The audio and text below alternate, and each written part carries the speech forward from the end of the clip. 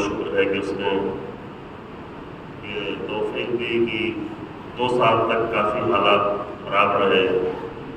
آپ لوگوں نے کسی حد تک عزاداری کر بھی لی، لیکن اور بہت ساری جگہوں پہ لوگ ایک معمولی سی بیماری کی وجہ سے عالمی پیمانے پر اتنا بڑا اثر پڑا اور حتیٰ اپنی عزاداری پر بھی. لیکن 2 سال پہلے لوگ تصور نہیں کر پا رہے تھے کہ پتہ نہیں کہ کبھی ایسا وقت آئے گا اس طرح ساتھ میں بیٹھیں گے لگے ہوئے بغیر پریشانی کے. لیکن الحمدللہ اس سال آپ لوگوں نے عزاداری کی. سب نے اللہ کی بارگاہ میں دعا ہے کہ وہ ہم سب کی اس عزاداری کو قبول فرمائے. پہلی محرم سے لے کے عاشور تک، عاشور سے پہلے تک عاشور کی آمادگی ہوتی ہے، یعنی در حقیقت اپنے آپ کو عشرہ اول میں ابتدائی دنوں میں اپنے آپ کو آمادہ کرنا تاکہ عاشور کے لائق بن سکے. ورنہ ساری مصیبتیں، سارا غم وہ عاشور کے دن کا ہے. لیکن پہلی محرم سے، اور یہ صرف ہم نہیں کرتے ہیں، یہ اہتمام ائمہ علیہ السلام کرتے تھے. محرم کا چاند نکلتے ہی اہتمام کرتے تھے تاکہ عاشور کے لیے اپنے آپ کو تیار کر سکے. یہ ایک قانون ہے کہ کوئی بھی اہم کام جب انجام دیا جاتا ہے اس کی پہلے ہی سے تیاری کی جاتی ہے. ایک عقلی قانون بھی ہے، اور عقلی قانون دین میں بھی ہر جگہ نظر آتا ہے کہ ہر اہم امر کے لیے پہلے سے تیاری. نماز پڑھنی ہے تو وضو کی پہلے ہی سے تیاری ہے نا. حج کرنے جانا ہے تو اس کے لیے پہلے سے آپ پہلی تیاری کہ پیسہ کمائیں، دوسری تیاری پاسپورٹ بنوائیں اور ساری تیاریاں کریں. یہ ظاہری تیاری ہے. پھر کچھ باطنی تیاری ہے کہ اپنے آپ کو کس طرح آمادہ کریں، اپنی روح کو کس طرح آمادہ کریں. یہ امور ہوتے ہیں. ماہ رمضان اہم ہے، اس کے لیے ماہ شعبان اور ماہ رجب میں اس کی تیاری.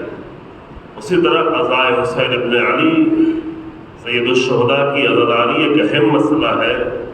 لہذا محرم سے، اور بعض لوگ توفیق ہوتی محرم کے 2 چار پہلے ہی سے اور کبھی اور بھی پہلے سے عزا خانوں کو آمادہ کرتے ہیں اور تیار کرتے ہیں. یہ تیاری اہم ہے. پھر عاشور سے 40 تک ایک اور سفر جاری ہوتا ہے کہ راہ حسینیت پر چلنے کی پریکٹس. 40 کا خلاصہ یہ ہے کہ عاشور سے لے کے 40 تک 40 دن تک اس طرح ایک عمل کو انجام دیا جائے کہ وہ ہماری روح کا حصہ بن جائے. فلسفہ 40 یہ، اور یہ 40 فقط امام حسین السلام کے لیے نہیں ہے. 40 کا ذکر قرآن میں کئی جگہوں پر آیا ہے. لفظ 40 یعنی 40. پتہ نہیں میں نے کبھی آپ کے سامنے یہاں پہ اشارہ کیا ہے نہیں، یا 40 کے دنوں میں یہاں پہ اور بھی علماء تشریف لاتے ہیں، انہوں نے بیان کیا ہوگا کہ قرآن میں 3-4 جگہوں پر 40 کا لفظ آیا ہوا ہے، یعنی 40 دن کا عمل. اب وہ 40 دن کا عمل ایک پورا نظام ہے اسلام میں انسان کی تربیت کا. 40 دن کا جو ہمارا موضوع ہے اس کا بھی ایک اہم پہلو یہی ہے جو انشاءاللہ شاید کل یا پرسوں پیش کیا جائے گا. امامت اور رسالت کے درمیان میں جو رابطہ ہے، اور امامت اور رسالت اپنے رابطے کے ذریعے سے کس مقصد تک انسان کو لے جانا چاہتی ہے، اس کا ایک اصلی مقصد ہے انسان کی تربیت. اور تربیت کے قانون میں سے یہ بنیادی قانون ہے. یہ دین نے اس کو بہت اچھے طریقے سے بیان کیا ہے. دین کے باہر عملی طور پہ لوگ کرتے ہیں، لیکن ایک سسٹم کے ساتھ بیان نہیں کیا گیا ہے کہ کوئی بھی عمل اگر آپ کو کرنا ہے اور کوئی صفت اپنے اندر پیدا کرنا ہے، کوئی کوالٹی اپنے اندر پیدا کرنا ہے، تو کوالٹی ایک دن میں پیدا نہیں ہوتی، ایک تقریر سن کے پیدا نہیں ہوتی. ایک دن ارادہ کر لے فوراً کوئی کوالٹی پیدا نہیں ہو جائے گی. مثلا ایک انسان جو مسلسل جھوٹ بول رہا ہوگا کہ آج میں سب سے بڑا سچا ہوگا، نہیں، کم سے کم اس کو 40 دن تک ثابت کرو. دوسروں کے لیے نہیں، خود کے لیے ثابت کرو، ہے نا. یہ کوالٹی ہوتی ہے. ایک انسان نجاستوں میں، گندگیوں میں رہتا ہے، یعنی روحانی گندگی میں، گناہوں میں رہتا ہے، اب آج ایک دن کہ آج میں بہت پاک و پاکیزہ ہو گیا، معصوم ہو گیا، نہیں، وہ خود کے لیے ثابت کرے. تو ثابت کرنے کا طریقہ یہ ہے کہ انسان جو کورس ہے، اسلام کا جو کورس ہے، وہ 40 دن کا کورس ہے. 40 دن کا کورس. اور یہ صرف عام انسانوں کے لیے نہیں ہے، جتنا عظیم انسان ہوگا اس کا بھی کورس ہے، لیکن اس کے لیول کا ہے. مثلا پرائمری کے بچوں کو جو پڑھایا جاتا ہے وہ گریجویشن کرنے والوں کو نہیں پڑھایا جاتا، اس کو اس کے لیول کا پڑھایا جاتا ہے، لیکن کورس وہی رہتا ہے. اسے بھی سال بھر پڑھنا پڑے گا، اسے بھی ایگزام دینا پڑے گا، اسے بھی ٹرمز پورے کرنے پڑیں گے. اس طرح لیول الگ الگ ہو جائے گا، لیکن یہ کورس سب کے لیے ہے. حتیٰ قرآن نے اولو العزم النبی کے لیے یہ کورس بیان کیا کہ اے موسیٰ انا وعدنا کتنا 40 لیلہ، وَإِذْ وَعَدْنَا مُوسَىٰ 40 لیلہ، 40 دن کا.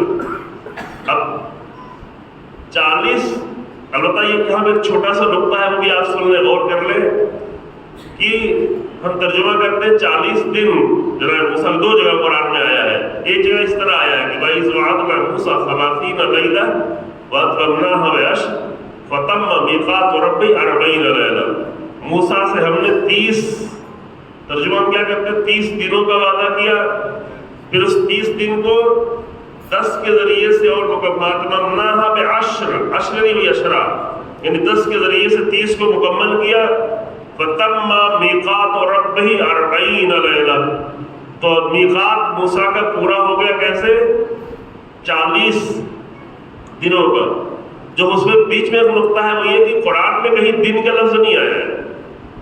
قرآن میں جہاں 3 جگہ یہ بیان کیا گیا ہے، اور تینوں جگہ آیا ہے لیلہ لیلہ لیلہ. لیلہ نہیں، لیلہ، 2 چیزوں میں فرق ہے. ایک ہے لیلہ، لیلہ جو ہے خواتین کا نام ہوتا ہے نا، وہ یہ سے لکھا جاتا ہے یا مقصورہ. لیلہ یعنی رات، لیل کے معنی ہوتا ہے رات. تینوں جگہ قرآن نے کہا 30 رات، پھر 2 جگہ کہا 40 رات. 40 رات کا لفظ استعمال کیا. ہم لوگ ترجمہ کیا کرتے ہیں، 3 دن 30 دن کا وعدہ کیا، 40 دن کا وعدہ پورا ہوا، دوسرے کا پھر 40 دن کا وعدہ کیا. تو ترجمہ دن کا، رات کا دن میں کیوں کر دیتے ہیں؟ وہ ہماری مشکل ہے. البتہ یہ اس لیے کرتے ہیں کیونکہ عام طور سے رائج سماج میں یہی ہے کہ جب کوئی رات و دن کے لیے کہیں جاتا ہے تو اس کو دن ہی کہا جاتا ہے، رات نہیں کہا جاتا. مثلا یہاں سے لوگ گئے ہوں گے 40، بعض لوگ آ بھی رہے ہیں، کہہ رہے ہیں 15 دن کے سفر میں جا رہے ہیں، 12 دن کے لیے جا رہے ہیں. کوئی یہ نہیں کہتا میں 12 راتوں کے لیے جا رہا ہوں، کہتا میں 12 دن کے لیے جا رہا ہوں کربلا، میں 40 دن کے لیے جا رہا ہوں حج کرنے، میں 3 دن کے لیے جا رہا ہوں مثلا دلی اور یا بمبئی. کبھی کسی نے کہا ہے کہ 3 راتوں کے لیے جا رہا ہوں، 10 دنوں راتوں کے لیے جا رہا ہوں؟ کبھی نہیں کہا. لیکن قرآن میں 3 جگہ کہا گیا اور تینوں جگہ لیل کا لفظ آیا، رات کا. اس پہ کوئی غور کیا؟ پتہ نہیں آپ کے سامنے بیان کیا گیا اور نہیں. اگر بیان نہیں کیا گیا ہے تو بیان کرو ورنہ میں آگے بڑھ جاؤں. یہ مسئلہ ہے، یہ مسئلہ ہے. دیکھو، جب آپ کو پیسہ کمانے جانا ہو، بزنس کرنے جانا ہو، کوئی ڈیل کرنے جانا ہو تو اچھا ہے آپ دن کہیں، جو کہ پیسہ دن میں کمایا جاتا ہے. لیکن اللہ نے موسیٰ کو تربیت کرنے کے لیے بلایا تھا، اور تربیت کا زیادہ کام رات میں ہوتا ہے. دن میں تو کام کرنا ہے، دن میں تو کوشش کرنا ہے، دن میں تو محنت کرنا ہے، دن میں تو پیسہ کمانا ہے، دن میں تو اپنی زندگی کے اور مسائل کو دیکھنا ہے. لیکن جو لوگ اپنی تربیت کرنا چاہتے ہیں وہ راتوں سے استفادہ کریں. کیا ہے مسئلہ؟ یہ خطابت کا نقطہ نہیں سمجھیے گا، یہ ہمارے اور آپ سب کے لیے ضروری ہے کہ راتوں میں، جیسے ابھی یہ وقت نکال دیا ہے نا، رات ہی کا وقت یہ بھی ہے. ابھی آج کل کے زمانے میں یہ وقت لوگ سمجھتے ہیں یہ دن کا وقت ہے. پہلے زمانے میں یہ رات کا وقت ہو جایا کرتا تھا. ابھی تو 12 بجے رات تک لوگوں کا دن رہتا ہے، خاص کر مسلم بستیوں میں تو 12 بجے رات تک زیادہ دن رہتا ہے، رونق رہتی ہے، ہوٹل چلتے رہتے ہیں. لیکن اصل نقطہ یہ تھا کہ جناب موسیٰ کو یوں نہیں بلایا گیا تھا کہ تم آؤ رات میں یہاں ٹھہرنا اور دن میں چلے جانا. اگر ایسا ہوتا تو پھر سامری نہ بنتا, تو بچڑا نہ بنتا, تو جناب موسیٰ کی قوم گمراہ نہ ہوتی. جناب موسیٰ کو دن رات پورے 40 رات دن ملا کے بلایا گیا تھا, لیکن سب ملا کے بلانے کے بعد بھی انہیں کہا گیا کہ 40 راتوں کے لیے. اور اپنی قوم سے کیا کہہ گئے؟ قوم سے یہ کہہ گئے کہ میں 30 راتوں کے لیے جا رہا ہوں. اب وہ مسئلہ رات والا حل ہو گیا. یعنی کہ رات سے استفادہ کرنا, رات سے استفادہ صرف یہ نہیں ہے کہ رات میں خوب نمازیں پڑھیں, خوب سجدے کریں, یہ بھی اچھی چیز ہے. یعنی رات میں فکر کریں, رات میں مطالعہ کریں, رات میں اپنے ایمان کے بارے میں فکر کریں, رات میں اپنے دن کے بارے میں فکر کریں. رات انسان کو بلندیوں تک لے جاتی ہے, رات انسان کی تربیت کرتی ہے. دن انسان کے پیسے کو بڑھاتا ہے, دن انسان کی جیب کو بھرتا ہے, رات انسان کے دل کو بھرتی ہے. دن انسان کے گھر کو روشن کرتی ہے اور رات انسان کی روح کو روشن کرتی ہے. کمال انسان کی ہے کہ رات سے استفادہ کرنا سیکھے, چاہے وہ تھوڑا ہی کرے. ابھی تو رات سے استفادہ کیا ہوتا ہے, جو لوگ جگتے ہیں ان کے ہاتھ میں موبائل زیادہ تر رہتا ہے, اور موبائل سے بھی کچھ لوگ اچھا استفادہ کر لیتے ہیں. اور صرف پروگرام تھا حیدرآباد میں, بہت سارے اسٹوڈنٹس تھے اور ٹیچرس وغیرہ تھے ان کے درمیان میں, تو وہاں پہ بچوں سے عرض کیا گیا کہ یہ موبائل جو 2 سال کووڈ-19 کے زمانے میں سب سے بڑا دوست بن گیا ہے ہمارے جوانوں کا اور بچوں کا, ہے نا. چونکہ دوست بھی, دوستوں سے ملنا نہیں تھا, اسکول جانا نہیں تھا, باہر نکلنا کم تھا. البتہ یہاں آپ لوگ کیمپس میں نکل جاتے تھے, لیکن یوں عام طور سے بہت سارے دوستوں سے رابطہ کم ہو گیا تھا, اور مجبوری میں موبائل سے پڑھنا تھا. تو پڑھائی تو کم ہوئی, موبائل سے موبائل کی دوستی زیادہ ہو گئی. لیکن یہ میں یہاں اپنے جوانوں کے لیے کہہ رہا ہوں, خواتین بھی سن رہی ہیں, کیونکہ خواتین بھی بہت زیادہ موبائل میں مشغول رہتی ہیں اور رات کافی گزر جاتی ہے موبائل میں. دوستی کرے مسئلہ نہیں ہے, یہ بات میں دہرا رہا ہوں, وہاں ریکارڈ بھی نہیں ہوئی تھی. دوستی کرنے میں مشکل نہیں ہے, لیکن ہمیشہ اچھا دوست انتخاب کریں. انسانوں کی دوستی میں اور موبائل کی دوستی میں فرق یہ ہے کہ اگر انسان برا دوست انتخاب ہو گیا تو پھر برا ہی رہ جاتا ہے, بڑی مشکل سے انسان تبدیل ہوتا ہے. لیکن موبائل کی دوستی میں یہ اختیار ہے کہ ابھی تک آپ کے لیے وہ برا دوست نہ ہو, آج سے چاہے اسے اچھا دوست بنا لیں. جیسے بہت سارا علم ہے, بہت ساری نالج ہے, بہت ساری حقیقتیں ہیں, بہت ساری چیزیں مل جائیں گی, دنیا پوری سامنے کھل کے آ جاتی ہے, تو انسان اس سے کس طرح استفادہ کرے. کیوں یہ بات اس لیے کہہ رہا ہوں کہ قیامت کے دن انسان جو سب سے بڑی حسرت کرے گا وہ یہ کرے گا کہ اے کاش کہ میں نے فلاں کو دوست نہ بنایا, یا لیتنی لم اتخذ فلانا خلیلا. یہ بہت اہم مسئلہ ہے, جلدی سے میں کہہ کے گزر رہا ہوں. یہ خود ایک بہت بڑا موضوع ہے دوستی, لیکن فی الحال ہمارا موضوع اس میں نہیں ہے. کہ انسان کی بڑی حسرت یہ ہوگی اے کاش, 2 حسرتیں ساتھ میں کرے گا.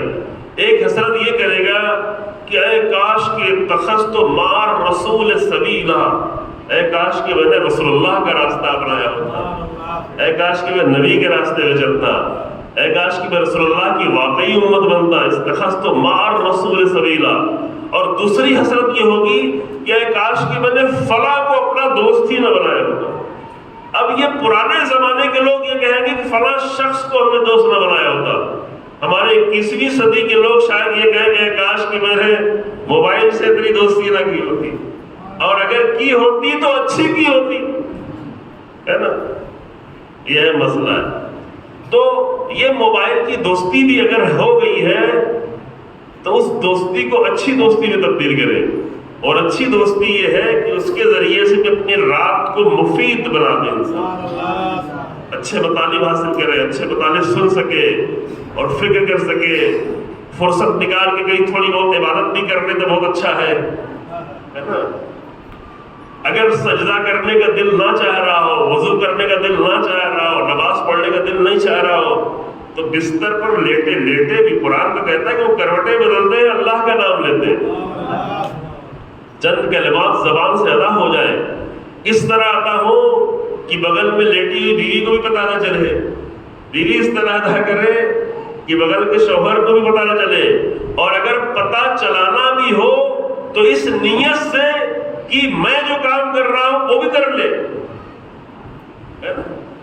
اس نیت سے نہیں کہ میں بہت زیادہ عبادت گزار ہوں، میں بہت اللہ کے قریبی ہوں، نہیں، تربیت کے لیے اگر بتانا ہو تو بتائے، بچوں کو بتائے، کروٹ بدلتے ہوئے بتائے، چند صلواتیں پڑھ سکے تو پڑھ لے، چند اعمال بتائے گئے ہیں، حتی جناب زہرا سلام اللہ علیہ کو تو ایسے نہیں سو جاؤ،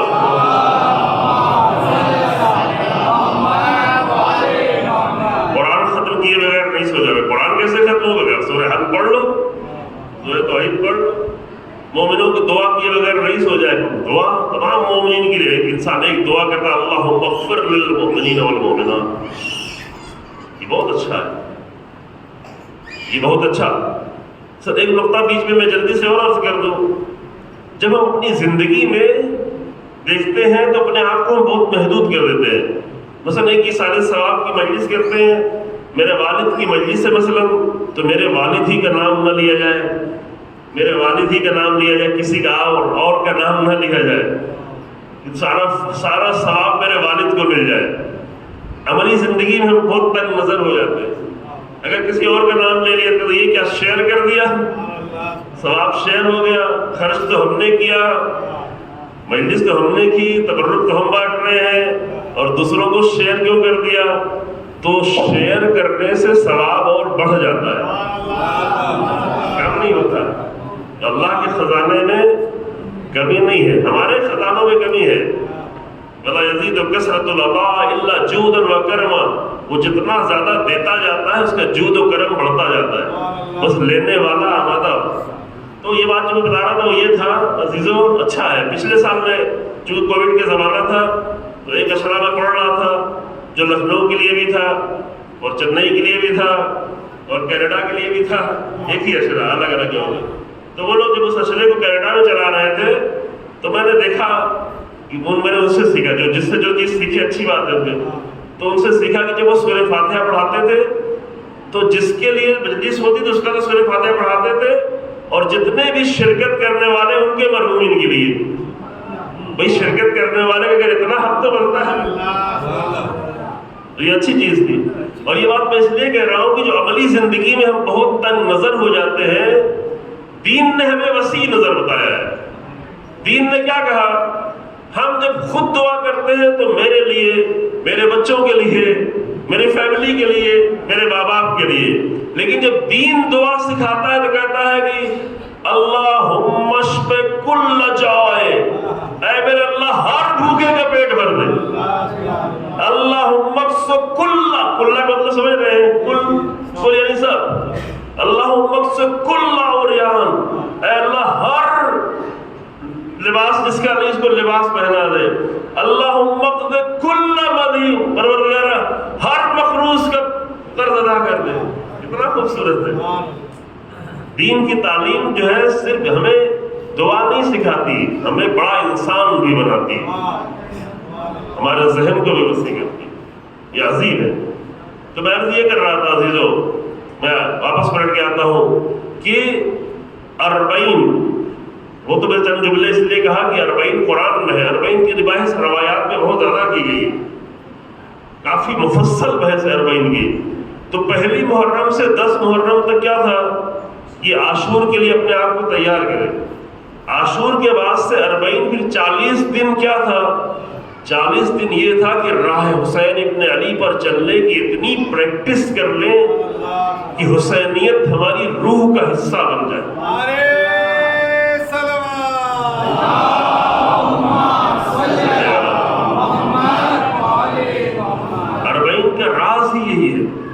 میں کبھی انشاءاللہ 40 میں تفصیل سے گفتگو کروں گا روایتوں کے ساتھ تو اچھا رہے گا، لیکن ابھی نہیں۔ 40 کا راز یہی ہے، اتنا زیادہ کرے اور پھر 40 آ جائے، 40 آ گیا 40 تک ہو گیا، دعا بھی کہ اللہ کی بارگاہ میں قبول ہو۔ عظیم الشان 40 اس سال ہوا، ہر سال میں اضافہ، 2 سال بیچ میں گیپ ہوا، تو اس سال ہر جگہ اچھا 40 ہوا، لیکن کربلا کے 40 کی بات ہی کچھ اور ہے۔ اب وہ جو لوگ کچھ خیالی تعداد بتاتے ہیں وہ اچھی چیز نہیں ہے، وہ مبالغہ کرنا، چلو مبالغہ پھر بھی ٹھیک ہے، لیکن جو رسمی طور پر باقاعدہ وہاں سے رپورٹ دی گئی کہ 2 کروڑ 11 لاکھ لوگ پہلی بار، وہ تو 8 کروڑ 7 کروڑ 10 کروڑ 25 کروڑ بھی کہہ دو، جو 25 کروڑ شیعہ ہی نہیں پوری دنیا میں، وہ مسئلہ نہیں ہے، لیکن حقیقت تو معلوم ہونا چاہیے۔ کسی ایک جگہ پر پوری دنیا کے سینکڑوں ملک سے 2 کروڑ سے زیادہ لوگ اکٹھا ہوں، یہ معمولی مسئلہ ہے، چھوٹی سی بات ہے۔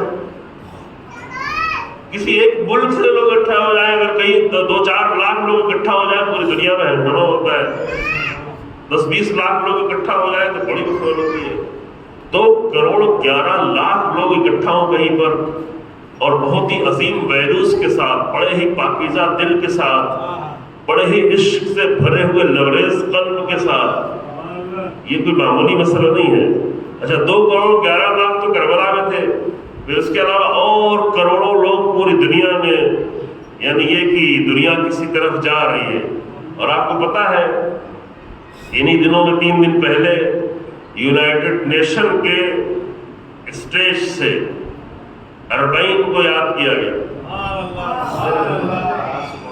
اب ہم یہاں کے ممبر سے اگر 40 کی بات کریں تو آپ کچھ لوگوں تک پہنچے گی، اور اگر اچھے طرح سے ریکارڈ ہوتا تو کچھ لوگوں کے بعد اور بھی پہنچ جائے گی، لیکن یونائٹڈ نیشن کے اسٹیج سے جہاں پوری دنیا کے پریسیڈنٹس، ان کے پاس ایک اچھی ٹیم موجود ہو، وہاں سے حسین ابن علی کے 40 کا ذکر کیا جائے، یعنی کہ پوری دنیا میں 40 کا پیغام ہو۔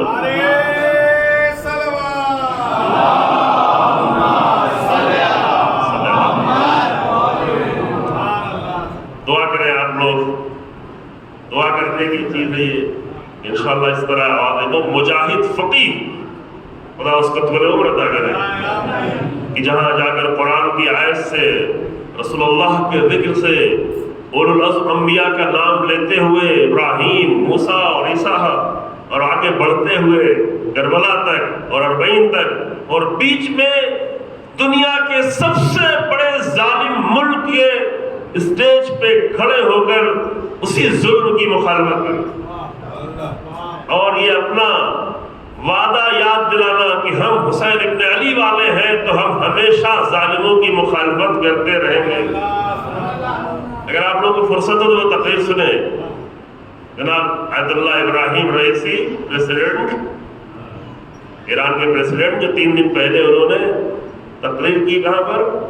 یونائٹڈ نیشن امریکہ میں، جو یونائٹڈ نیشن کا سب سے مرکزی دفتر ہے، وہاں کے اسٹیج پر جہاں پوری دنیا کے پریسیڈنٹس اور ان کی پوری ٹیم جاتی ہے، شرکت کرتی ہے۔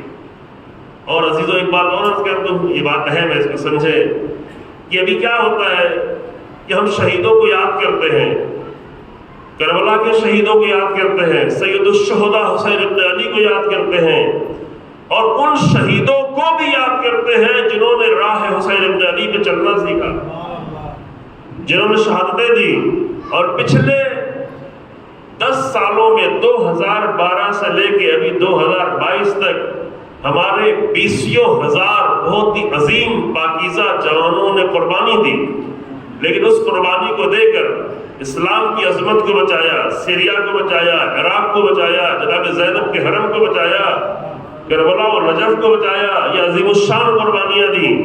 اور اس عظیم الشان قربانی کے سب سے بڑے مجاہد کا نام ہے عاصم سلیمانی، کیا جانتے ہیں نا؟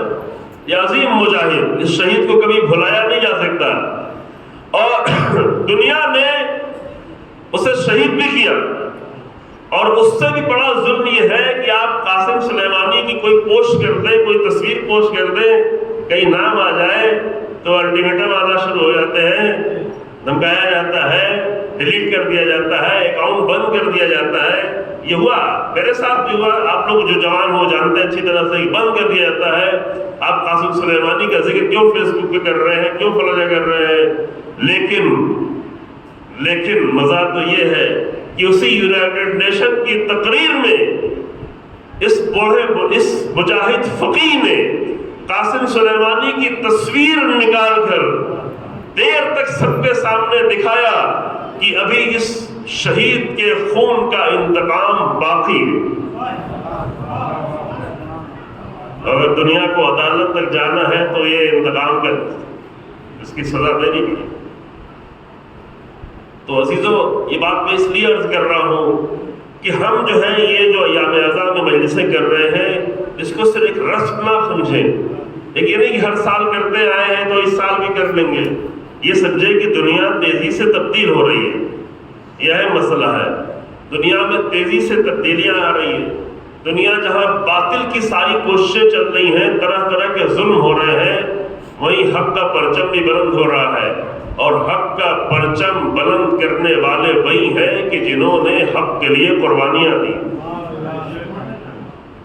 حق کا پرچم حسین ابن علی کے وارث بلند کر رہے ہیں پوری دنیا میں، اور یہ سلسلہ انشاءاللہ تعالیٰ اتنی مضبوطی سے آگے بڑھے گا۔ کل میں نے ایک جملہ کہا حیدرآباد میں، یہاں دہرا دے رہا ہوں کہ انشاءاللہ تعالیٰ اسی 21ویں صدی میں ہم دیکھیں گے کہ یہی 21ویں صدی حسینیت کی صدی ہوگی، یہی 21ویں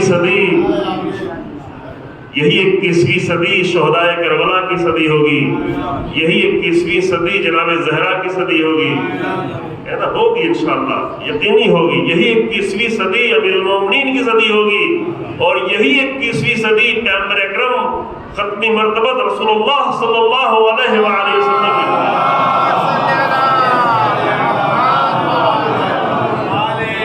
اور وہ لوگ جو نفرتیں پھیلا رہے ہیں، وہ لوگ جو توہین کر رہے ہیں، وہ لوگ جو دشمنی کر رہے ہیں، ان کی دشمنی اور سبب بن جائے گی کہ لوگ رسول اللہ سے قریب ہوتے چلے جائیں۔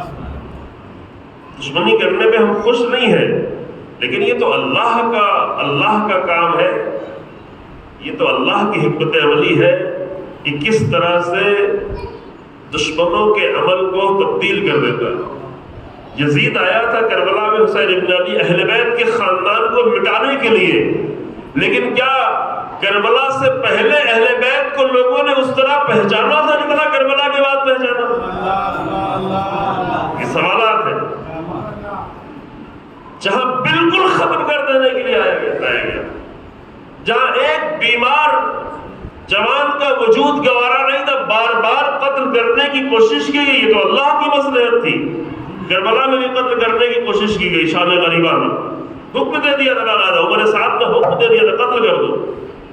معتبر مقتل کی کتابوں میں لکھا ہوا ہے کہ جب لوگوں نے آگے کہا کہ ایک جوان ابھی زندہ ہے، بیمار میں پڑا ہے، عمر سعد نے کہا جاؤ قتل کر دو، تو کچھ لوگوں نے اسی میں سے کہا کہ وہ تو بیمار ہے، وہ تو غش کی حالت میں پڑا ہے، بار بار غش آ رہا ہے، بیمار کو کیسے مارتے نہیں۔ کربلا میں کوشش کی گئی، کوفے میں کوشش کی گئی، شام میں کوشش کی گئی، شام میں قتل کرنے کا حکم دیا گیا، اور اس میں سید سجاد نے خود ہی فرمایا کہ اے یزید اتحدثنی بالموت، تو مجھے موت سے ڈرا رہا ہے، تو مجھے موت سے ڈرا رہا ہے۔ جو کربلا کی منزلیں طے کر کے آئے ان کو موت سے ڈرا رہا ہے۔ القتل لنا عادہ وکرامتنا الشہادہ، قتل ہونا تو ہماری عادت ہے اور شہادت ہمارے لیے عزت ہے۔ تو وہ یزید جس کو اہل بیت کی ایک فرد گوارا نہیں تھی، لیکن کربلا ہی سے پوری دنیا میں اہل بیت کا پیغام جانے لگا۔ تو آج کے بھی ظالمین جو قرآن کے خلاف بول رہے ہیں، جو رسول اللہ کے خلاف نفرتیں اگل رہے ہیں، تو اللہ کل کے یزیدوں کے عمل کو بھی حسینیت کے پرچار کا ذریعہ بنا دیا تھا، آج کے یزیدوں کے عمل کو بھی رسول اللہ سے لوگوں کو قریب کرنے کا ذریعہ بنا دیں، اور بن رہے ہیں۔ اب اسی ملک میں دیکھ لیں، تھوڑا سا تحقیق کریں، تھوڑا دیکھیں کہ آج سے 2 سال پہلے لوگ رسول اللہ کی طرف اتنا متوجہ نہیں تھے، لیکن اب الحمدللہ نان مسلمز بڑی تعداد میں آ کر رسول اللہ کے بارے میں تحقیق کر رہے ہیں، رسول اللہ کے بارے میں مطالعہ کر رہے ہیں، رسول اللہ سے عشق کر رہے ہیں، جواب دے رہے ہیں۔ جو جواب ہم نہیں دے رہے ہیں دوسرے لوگ دے رہے ہیں۔ رسول اللہ کی شادی کے بارے میں، رسول اللہ کی بیویوں کے بارے میں، رسول اللہ کی زندگی کے بارے میں، رسول اللہ کی جنگوں کے بارے میں جو ہماری طرف سے جواب نہیں جا رہا ہے، وہ نان مسلم سے آ کر تحقیق کر کر کے جواب دے رہے ہیں۔ یوٹیوب پہ بھرا پڑا ہے، آپ دیکھ لیں، تھوڑا اس طرح کی بھی چیزیں دیکھا کریں۔ اس لیے میں نے شروع میں کہا کہ موبائل پہ دوستی جو اچھی والی دوستی کریں، نقصان دہ دوستی نہ کریں۔ یہ ساری چیزیں ہیں میرے لیے۔ لوگ عاشق ہو رہے ہیں، جو بیزار تھے، جو نفرتیں کرتے تھے، جو مسجدوں سے بیزار تھے، وہ مسجدیں بنا رہے ہیں۔ جو مسجدوں کے توڑنے میں سب سے آگے آگے تھے، ایسے لوگ ہیں جو آج 100 مسجدیں بنا رہے ہیں۔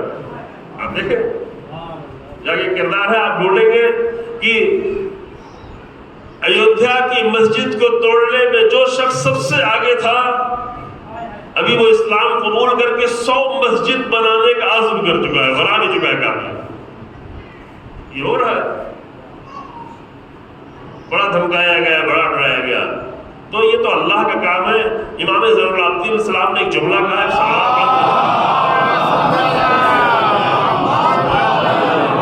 امام نے ایک بہت ہی حقیقت قیامت تک کے لیے ایک مسئلہ جو ہے حل بھی کر دیا ہے، اور وہ یہ ہے، اور دشمنوں کی حقیقت بھی بتا دی ہے۔ فرمایا الحمدللہ الذی جعل عادانا من الحمقى، اللہ کا شکر ہے اس بات پر کہ اس نے ہمارے دشمنوں کو احمق قرار دیا،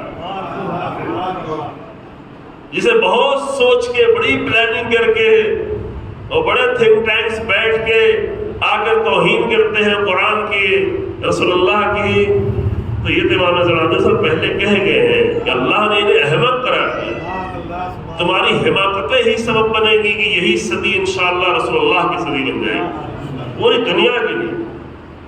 تو میں اتنی باتیں صرف اس لیے عرض کر گیا کہ ضروری باتیں تھیں کہ ہم نے 40 تک حسین ابن علی کو یاد کیا، لیکن 40 کے بعد اب رسول اللہ کے دن، سمجھے آپ، یہ 40 کے بعد ایام عزا کو بڑھایا ہی اس لیے گیا ہے، ورنہ ایام عزا 40 پہ ختم تھی۔ پہلے تیاری کی، عاشور کے دن غم منایا، عاشور کے بعد 40 دن تک 40 کے بعد ایام عزا ختم ہو جانا تھا یہ دن، لیکن اس کو بڑھایا ہی اس لیے گیا ہے کہ اس کے 8 دن بعد تاریخ کا عظیم ترین انسان ذات گرامی پیغمبر اکرم صلی اللہ علیہ وسلم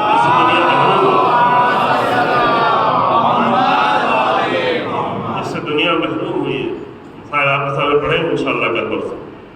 اور سبت اکبر، اللہ سبت اکبر مظلوم ذات ہے، رسول اللہ بھی مظلوم ہے اور امام حسن علیہ السلام بھی مظلوم۔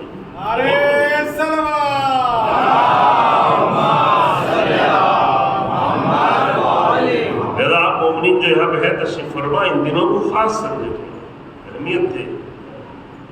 ہم یہ نہیں کہ کتنے دن تک ہم ایام عزا غم منا چکے، اب تو ہم تھک چکے ہیں، ٹھیک ہے تھک چکے ہیں، لیکن رسول اللہ کے لیے اہمیت دیں، امام حسن مجتبیٰ علیہ السلام کے لیے اہمیت دیں۔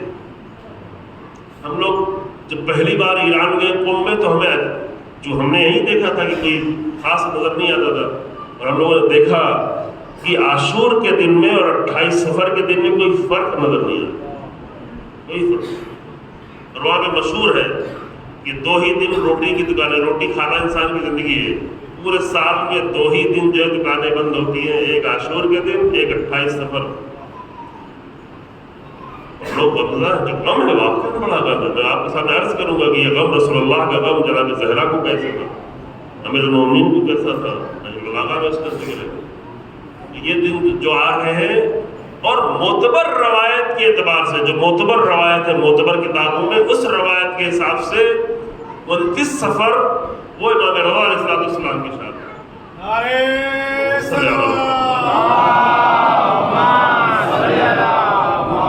اور بھی تاریخیں ہیں، اور بھی تاریخیں بنائی، جو تاریخی مسئلہ ہے۔ بعضوں کے لیے لوگ سوال کرتے ہیں کہ اتنا تاریخ میں اختلاف کیوں ہے؟ اختلاف نہیں ہونا چاہیے، تو اختلاف نہیں ہونا چاہیے ہمارے اختیار میں تھوڑی نہیں، نہ ہمارے اختیار میں نہ آپ کے اختیار میں، تاریخ میں اختلاف ہوتا ہی ہے۔ تو انسان طرح طرح کے لوگ ہیں، ایک گروہ کچھ سمجھتا ہے، گروہ کچھ سمجھتا ہے، گروہ کچھ نقل کرتا ہے، گروہ کچھ نقل کرتا ہے، ایک غلط چیز چل جاتی ہے، کل مجھے ایک صاحب اچھا بتا رہے تھے کہ پرسوں ایک ایکسیڈنٹ ہوا وہیں پر حیدرآباد میں تھے، اور سی سی ٹی وی کیمرے سے اس کی فوٹیج بھی آ گئی. فوٹیج آنے کے بعد بھی، اس کو سب دیکھنے کے بعد بھی، ایک ہی دن میں کیمرے میں دیکھنے کے بعد بھی کچھ لوگ کہہ رہے تھے کہ ڈرائیور کی غلطی تھی، کچھ لوگ کہہ رہے تھے کہ بچے کی غلطی تھی. لوگوں کی نظر ہوتی ہے کیمرے میں آنے کے بعد بھی. تو تاریخ کا جو 1000 سال کا پرانا مسئلہ ہو گیا ہے، 1200 سال کا ہو گیا ہے، 1400 سال کا ہو گیا ہے، الگ الگ لوگوں نے دیکھا ہے، الگ الگ طریقے سے بیان کیا ہے، کسی نے کچھ سمجھا، کسی نے کچھ سمجھا، تو اختلافات ہوتے ہیں. لیکن معتبر روایت کے حساب سے سفر کا آخری دن تھا امام رضا علیہ السلام کی شان. جب امام رضا علیہ السلام کے حرم میں جائیں گے تو سب سے زیادہ اہتمام وہی کیا جاتا ہے. تو یہ ہے ایام عزا کے بہت ہی خاص دن. انشاءاللہ تعالیٰ اس سے ہم زیادہ استفادہ کر سکیں، اور خاص کر وہ استفادہ ذات گرامی پیغمبر اکرم صلی اللہ علیہ وسلم.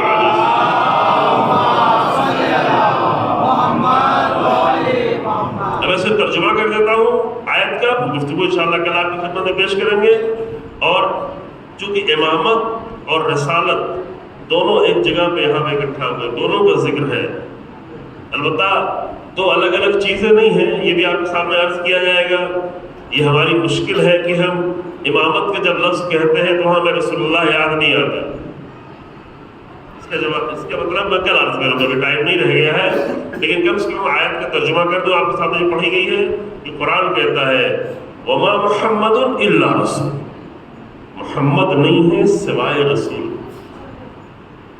یعنی اصلی مطلب بیان ہو رہا ہے وما محمد الا قد خلت من قبلہ الرسل، اور اس کے پہلے بھی رسول آتے رہے. یہ اس لیے بیان کیا جا رہا ہے کہ ایسا نہ ہو کہ جو اس کے پہلے کے نبیوں کے ساتھ تم نے کیا ہے وہ میرے آخری نبی کے ساتھ بھی کرو. اس کے پہلے بھی قد خلت من قبلہ الرسل. پھر اس کے بعد اور واضح طور پہ سوال کر دیا کہ افإن مات او قتل. یہ صرف 11 ہجری کے لوگوں کو نہیں کہا جا رہا ہے، یہ آج بھی کہا جا رہا ہے کہ افإن مات او قتل. اگر رسول اللہ ہمارے درمیان میں نہ رہے، اگر رسول اللہ کو قتل کر دیا جائے، اگر رسول اللہ اس دنیا سے چلے جائیں، تو انقلبتم علی اعقابکم، کیا تم اپنے پچھلے دین کی طرف پلٹ جاؤ گے، واپس چلے جاؤ گے؟ انقلاب آ جائے گا تمہارے اندر. انقلاب برا والا انقلاب. ایک ہوتا ہے اچھا انقلاب، اچھا انقلاب کی اور آگے بڑھتے چلے جاؤ. برا انقلاب یعنی اس کو انقلاب قہقرائی کہتے ہیں. میں آپ کو سخت لفظوں میں نہیں الجھانا چاہتا. انقلاب قہقرائی یہ ہے کہ کہیں آگے بڑھ کے پھر واپس چلے آنا، یہ الٹا انقلاب ہے. یعنی مثلا محرم کے اتنے دنوں میں ہم کہیں آگے تک آ گئے، ہمارے دل میں عشق حسین ابن علی بڑھا، ہمارے دل میں عشق اہل بیت بڑھا، ہمارا رابطہ اہل بیت سے مضبوط ہوا، یہ انقلاب آیا، اچھا ہوا. پھر ایام عزا ختم ہو جائے تو رابطہ پھر واپس چلے آئے، جس کو کہتے ہیں انقلاب قہقرائی. بجائے یہ کہ آگے بڑھنے کے واپس آنے. تو واپس آنے والا کوئی بھی انقلاب اچھا نہیں ہوتا. بعض لوگ ایسے ہیں کہ جنہوں نے اپنا نام ذاکر انقلاب رکھا ہوا ہے لیکن قوم کو واپس پلٹا رہے ہیں. یہ مشکل ہے. خطیب انقلاب لیکن قوم کیا ہو رہی ہے؟ کون سا انقلاب ہے؟ واپس انقلاب قہقرائی. آگے بڑھ جانے والے کو دور کر دے رہے، نماز پڑھنے والے کو نمازوں سے بے پرواہ کیے دے رہے، بندگی کرنے والے کو کہا نہیں تم صرف حسین ابن علی کا نام لیتے ہو بس فائدے کافی ہے. تو یہ انقلاب نہیں ہے، یہ قہقرائی. اور یہی سوال کیا ہے قرآن نے کہ دیکھو پہلے کی امتیں تو یہی انقلاب کرتی رہی. نبی آتے تھے وہ آگے بڑھ جاتے تھے، اولو العزم نبی آئے وہ آگے بڑھ گئے. نبی چلا گیا پھر اپنے پچھلے دین پہ آ گئے. نبی کی نبوت کو بھلا دیا، اس کے تعلیمات کو بھلا دیا. تو افإن مات او قتل، اگر میرا یہ آخری نبی اگر یہ بھی قتل کر دیا جائے یا اس دنیا سے چلا جائے، انقلبتم علی اعقابکم، کیا تم واپس پلٹ جاؤ گے؟ لیکن اگر واپس پلٹ گئے ومن ينقلب علی عقبیہ، اور جو عقب میں واپس پلٹ جائے، جو پیچھے چلا جائے، تو فلن یضر اللہ شیئا، تو اللہ کو کوئی بھی نقصان نہیں ہوگا، پلٹنے والے کو نقصان ہوگا. مثلا آپ جو ہے ایک ٹوٹے پھوٹے گھر میں رہ رہے ہو، پھر آپ کو ایک اچھا سا بنگلہ بنا کے دیا جائے، آپ بنگلے میں 2 دن رہیں گے، نہیں یہاں نہیں رہیں گے، جا کے صرف گندگی میں نالیوں کے درمیان میں رہیں گے. اس کو پاگل انسان کہا جائے گا کہ اچھے صاف ستھرے گھر میں جا کے اس کو چھوڑ کے کہا جائے وہ نالوں کے درمیان میں رہے. یہی حال لوگ دین میں کرتے ہیں کہ دین میں کوشش کر کر کے آگے بڑھایا جاتا ہے، اور جب وہ تھوڑا مرحلہ ختم ہوتا ہے، ماہ رمضان ختم، محرم ختم، تو انقلاب قہقرائیں. لہذا عزیزو آج یہ طے کریں، پر آخری بات ہے، طے یہ کریں کہ آگے بڑھنا ہے، آگے بڑھنا ہے. لیکن یہ گھڑی دکھا رہا ہے، لیکن زیادہ وقت نہیں لوں گا. اب لوگ بعد میں آئے، مجلس جلدی شروع کرتی تو میں کیا کروں؟ آپ لوگ وقت پہ آئے. جی ہاں، انقلاب قہقرائے نہیں ہونا ہے. 2 مہینے سے ہم نے بہت مجلسیں سن لی ہیں، الحمدللہ، خدا کا شکر ہے، بہت مجلسیں سن لی ہے، ابھی بھی چند مجلسیں اور سنیں گے. لیکن اتنا سن لینے کے بعد اب انقلابی قدم آگے بڑھنے کا کام ہے، بجائے یہ کہ پیچھے جانے کے کہ میں بڑی مجلسیں ہو گئی، اب چلو بس پھر پچھلا زمانہ یاد آئے ہیں، پھر وہی رہے. نہیں، آگے بڑھنے کا زمانہ ہے. عشق اہل بیت میں آگے بڑھنے کا زمانہ ہے، عشق حسین ابن علی میں آگے بڑھنے کا زمانہ ہے، شہدائے کربلا کی راہ پر آگے بڑھنے کا زمانہ ہے. دین کا عشق عمل میں آگے بڑھنے کا زمانہ ہے. کیونکہ سن لینے کے بعد عمل نہ کیا جائے تو یہ زیادہ خطرہ ہے. ایک جملہ میں کہوں جلدی سے، یہ گھڑی دکھانے کا تھوڑا سا وقت نہیں لوں. ایک آدمی جانے بغیر اگر کچھ نہیں کرتا ہے تو وہ اتنا خطرے میں نہیں ہے. اگر کسی کو علم نہیں ہے، جیسے تھا بہت زمانے تک علماء نہیں ہوتے تھے، علماء نہیں آتے تھے، علمی باتیں نہیں ہوتی تھی، بیچارے لوگوں کو نہیں معلوم تھا. بہت ساری بستیوں میں لوگوں کو علم ہی نہیں تھا، دین کے بہت سارے مسائل کا علم نہیں تھا، حسینیت کے بہت ساری حقیقتوں کا علم ہی نہیں تھا، چند چیزیں بیان کی جاتی تھی. تو علم نہ ہونے کے بعد کچھ نہ کرے تو یہ زیادہ مشکل نہیں ہے. کہا جائے گا کہ ٹھیک ہے علم حاصل نہیں کرنے میں اس کی کوتاہی تھی، لیکن اب علم ہی نہیں تھا تو کیا کرتا؟ تو وہاں پہ معافی کے چانسز بہت زیادہ رہتے ہیں. لیکن سب کچھ علم ہونے کے بعد بھی اگر وہی حالت رہ جائے تو یہ انسان زیادہ خطرے میں، زیادہ مشکل میں. پچھلے سال لکھنؤ میں ایک جگہ میں گیا، مجھے خود حیرت میں پڑ گیا، پہلی بار گیا تھا وہاں پہ اللہ خانے میں. دیکھا ایک بڑا سا گھوڑا رکھا ہوا ہے، محمد صلی اللہ علیہ وسلم کے گھوڑے کی شبیہ. ہم نے کبھی تصویر آپ لگا لیں، مسئلہ نہیں ہے، ذوالجلالہ کی تصویر لگا سکتے ہیں، شبیہ بنا کے اس کو نکال سکتے ہیں، گھوڑے کو لا کر شبیہ بنا کے اور اسے دیکھ کے روئیں. اور یہ بھی بتایا گیا کہ شبیہ بنانے کا اصلی فلسفہ رونا ہے. ابھی ہمارے جلوسوں میں کیا ہوتا ہے کہ ساری توجہ چومنے پہ ہوتی ہے، رونا بھول جاتے ہیں، یعنی رو نہیں رہے ہوتے ہیں. شبیہ کوئی بھی شبیہ اس لیے بنائی جاتی ہے کہ یہ یاد آ جائے کہ کس طرح سے حسین ابن علی کا گھوڑا مقتل سے واپس پلٹا تھا، تاکہ اس منظر کو یاد کر کے انسان کو رونا آ جائے. تو چلے یہ اس طرح. لیکن اگر کوئی مجسمہ بنا کے رکھتا ہے تو جب میں نے وہ دیکھا وہاں پر تو فوراً ہم نے پورا حدیثوں کا ایک بڑا مجموعہ نکالا. 2-4 حدیثیں نہیں، بڑی تعداد میں 3 حدیثیں وہاں پر پیش کی امیر المومنین سے اور رسول اللہ سے. 3 حدیثیں پیش کی کہ جو بھی مجسمہ سمجھ رہے ہیں، یعنی اسٹیچو بنا کے کسی بھی جاندار کا، چاہے انسان ہو چاہے جانور، کسی بھی جاندار کا اگر مجسمہ اسٹیچو بنا کے رکھتا ہے وہ بھی احترام کے لیے، تو حدیث میں یہ ہے کہ قیامت کے دن کہا جائے کہ تم اس میں روح ڈالو، اور اگر نہیں روح ڈالے گا تو اس کا عذاب نہیں جاتا. اور طرح طرح کی اور بھی حدیثوں میں سختی سے. اچھا وہ مجلس ہو گئی، مجلس ختم ہو گئی. مجلس ختم ہونے کے بعد عام طور سے ایک نوحہ سن کے جلدی جانا تھا، ایک نوحہ لیکن کوشش کرتے سنے تھے مومنین کے ساتھ. لیکن ہم نے 2 نوحہ سنا. لوگوں کا مولانا چلے، ہم نے کہا نہیں رکے ابھی، تاکہ مجلس ختم ہونے کے بعد میں نے ان سب کو اکٹھا کر کے کہا کہ ابھی تک آپ لوگوں کو نہیں معلوم تھا تو آپ کے لیے مشکل بھی کم تھی، لیکن اب اتنی حدیثیں پیش کی اور پوری حدیثوں کا آرٹیکل میرے پاس موجود، اور بھی چاہیے میں دے دوں. لیکن اب معلوم ہونے کے بعد بھی اگر عمل نہیں کریں گے تو پکڑے جائیں گے، پھر کوئی عذر نہیں ہوگا، پھر کوئی ایکسکیوز نہیں چلے گا، مجھے معلوم ہی نہیں تھا، سب کچھ سامنے آ چکا ہے۔ لیکن جو لوگ اپنی رسموں کے اسیر ہوتے ہیں وہ کبھی حق کو قبول نہیں کرتے۔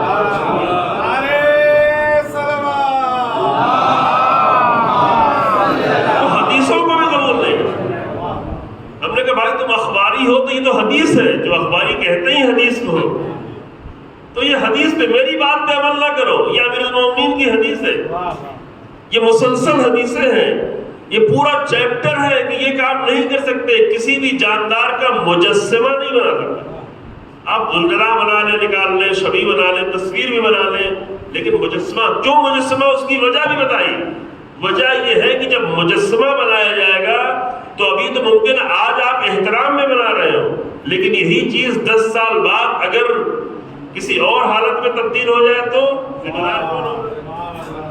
پھر سورہ زمر کی آیت پڑھی کہ وہ لوگ جو بت پرستی کہتے کرتے تھے ان سے پوچھا جاتا تم بت پرستی کیوں کر رہے ہو، تو وہ کہتے تھے کہ ما نعبدہم الا لیقربونا الی اللہ زلفا۔